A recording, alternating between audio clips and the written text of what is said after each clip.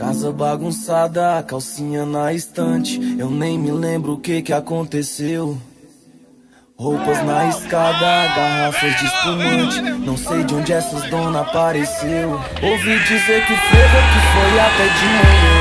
Só abaixaram o som quando o vizinho charopou. Botaram até o uísque na casinha do Sadam.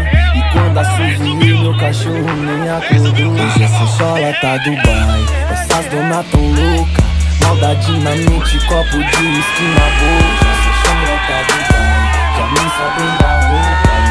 Tá na pele do papai dessas garotas.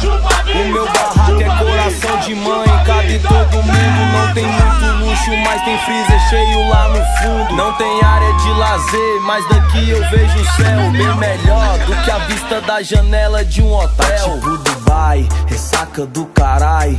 Festa de malandro tipo American Pie. Garrafas espalhadas e aquele entra e sai. Hoje eu tô mais pedido que a senha do Wi-Fi.